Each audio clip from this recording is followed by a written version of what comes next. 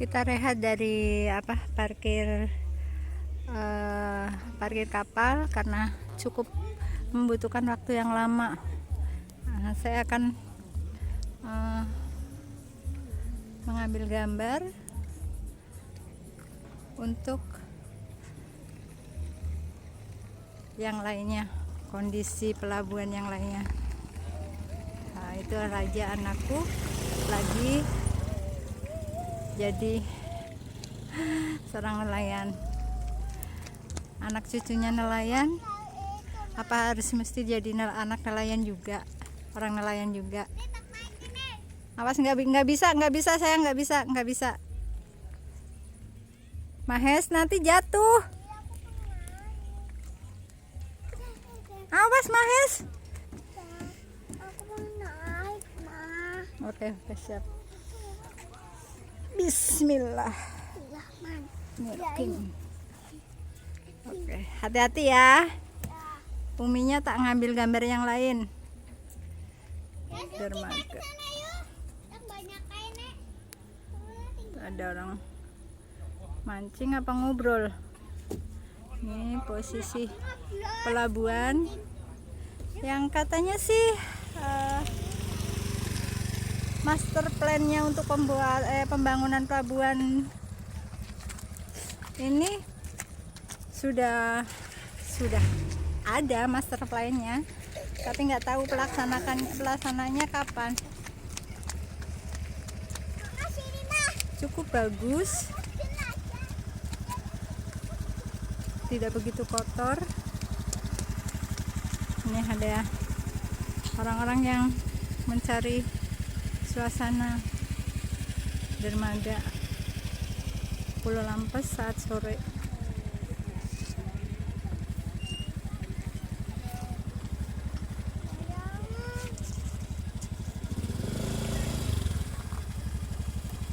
Itu yang tambak.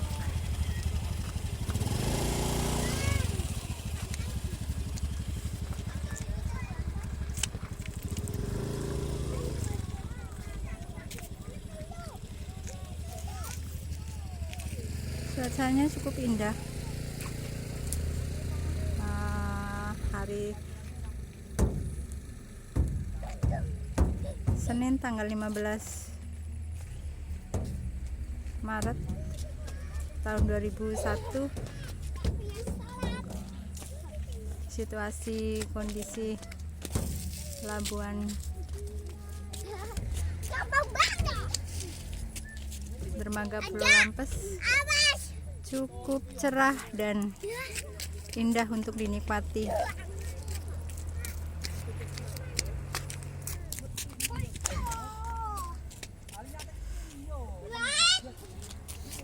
Katanya sih akan dibangun pelabuhan besar untuk wilayah Brebes dari jalur Losari sampai ke Randu Sanga. Karena di Tegal sudah ada pelabuhan yang cukup besar, dan di sini ratusan kapal kursin, itu hampir 200-an lebih lah. Karena setiap bulannya itu ada penambahan 1 atau 2 kapal selesai digarap.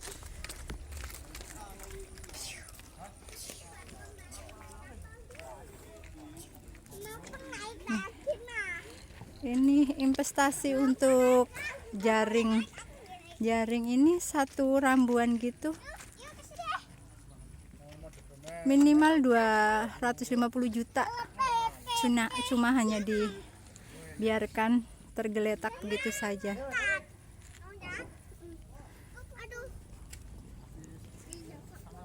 Berapa miliar ini hanya menumpuk, tidak menumpuk begitu saja ketika tidak dipakai.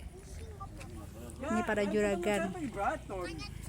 juragan penggolang.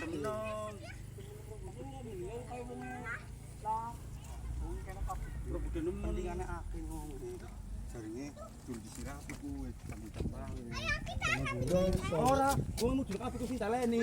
Aja gugu. Ambilin jari aku. Arah ya, arah. Yang namanya pulung. Nah, tadi kapal yang parkir itu, ya udah sana sayang. Kapal yang parkir itu akan menata jaring ketika mau melaut.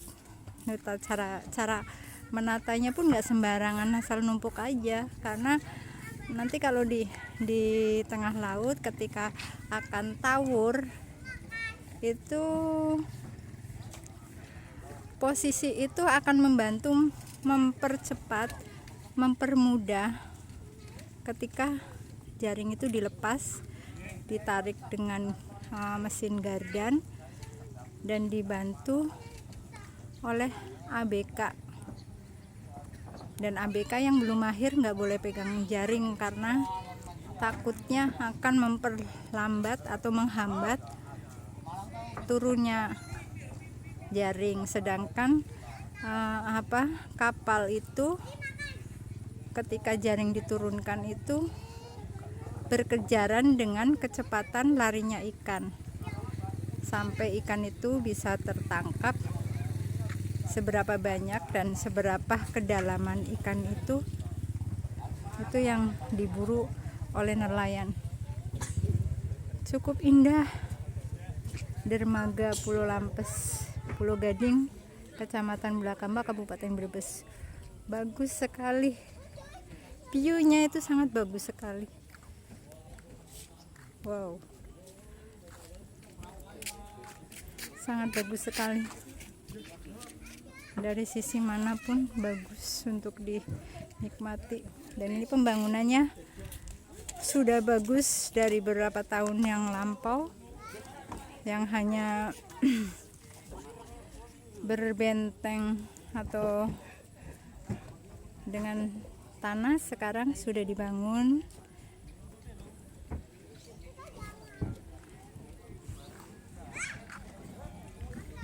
Lumayan.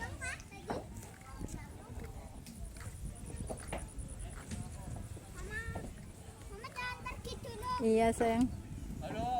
Halo Beni, teman kecilku, teman TK, SD, SMP. SMP-nya beda ya, Ben? Beda. SMP-nya beda. Saya SMP Blakamba, Beni Sariang Kota, SMP Brebes.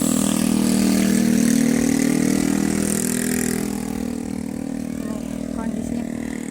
Kapal ini, satu kapal itu modal 500 lah, 500 JT untuk plus-plusnya. Kalau satu juragan bisa punya minimal 1 sampai ada yang 3.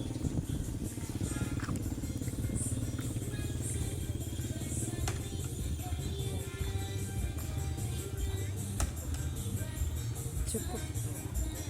Dan lagu dangdut itu lagu khas orang nelayan.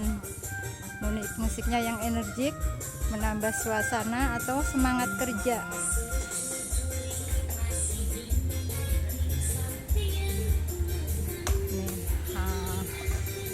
Keadaan PPI ketika waktu ini lagi mungkin ikan agak sepi ya. Gimana tadi orangnya pada dapat, Mas? Pada dapat? Berapa banyaknya? Ada yang berapa? Paling banyak berapa? 6 pibar. 6 pibar. Berarti 6 kintalan ya? 8 kintal. Oh, 8 kintal. Penuh ya soalnya ya. 8 kintal.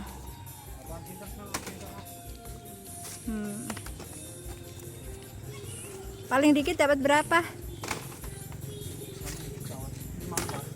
Oh, 5 basket.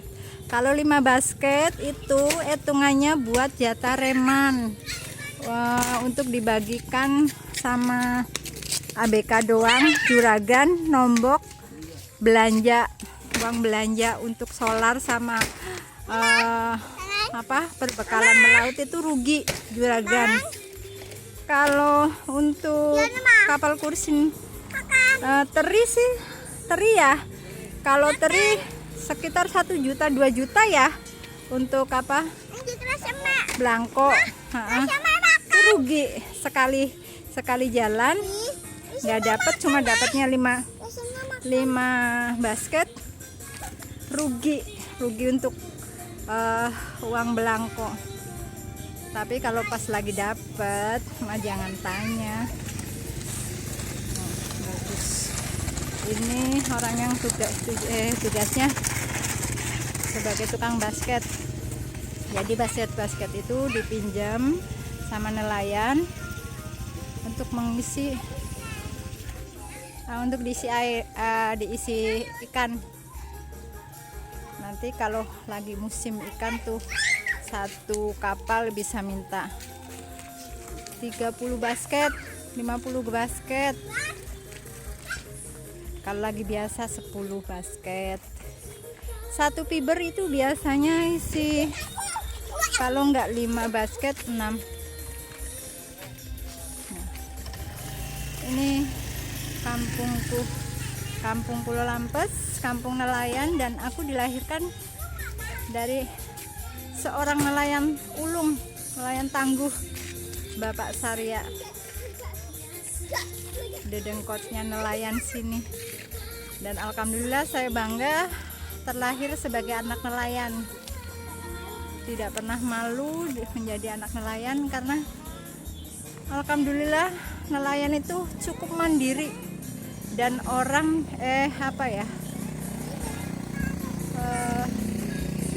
yang sebenarnya paling sulit ketika harga ikan jatuh, dapat banyak, capek. Ketika harga ikannya tinggi, kebanyakan yang menikmati itu bakul, karena di sini sistemnya langsung ke bakul, bukan lelang. Kalau lelang kan dicari harga tertinggi. Kalau bakul itu langsung masuk ke bakul yang menentukan harga jualnya. Harga beli dan harga jual itu urusannya bakul. Harga beli itu kesepakatan bakul-bakul yang ada. Jadi sebenarnya sangat merugikan nelayan. Cuma kondisi ini tidak bisa terhindari ketika nelayan itu butuh modal untuk untuk pembuatan kapal, atau untuk perbaikan perahu, atau pas membuat jaring. Itu di situ sisi lemahnya sebagai juragan, itu seperti itu. Sangat merugikan. Tapi apa boleh buat, harus bertahan dengan kondisi ini. Dan ini biasanya orang desa pengen pariwisata, turis domestik lah, naiknya odong-odong. Ayo sayang pulang, awas nanti jatuh itunya. Bagus kan? Itu pintu gerbangnya jauh di sana, tidak bisa menjangkau ke sana.